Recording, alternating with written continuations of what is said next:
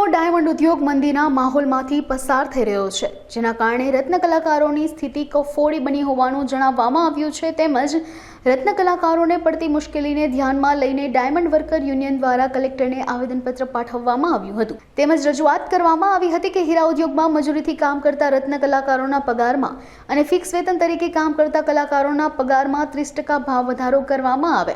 આ ઉપરાંત જો ભાવ વધારો નહીં કરવામાં આવે તો 30 માર્ચથી હડતાલ પર ઉતરવાની ચીમકી ઉચ્ચારવામાં આવી છે।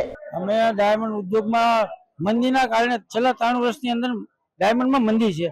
3 વર્ષની અંદર અમારા 3 વાર ભાવ તોડવામાં આવ્યા છે। 3 વખત આવડે લોકો ભાવ તોડી અને અમારું કામ અડધું કરી નાખ્યું છે। જ્યારે મોંઘવારી વધતી જાય છે અને અમારું કામ ઘટતું જાય છે, તો અમારા બાળ બચ્ચાઓને કઈ રીતે સાચવવા?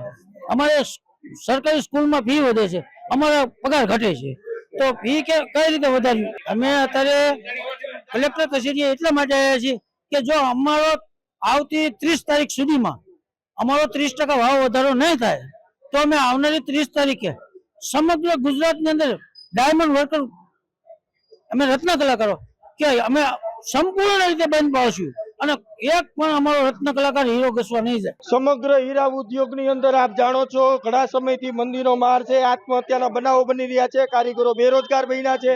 રાજ્ય સરકારને અસંખ્ય વાર કલેક્ટરના માધ્યમથી અમે આવેદનો આપ્યા છે, રજૂઆતો આપી છે, શ્રમ અને રોજગાર મંત્રીને રૂબરૂ મળ્યા છીએ, ત્યારે અમારા પ્રશ્નોનો જવાબ દેવામાં આવતો નથી।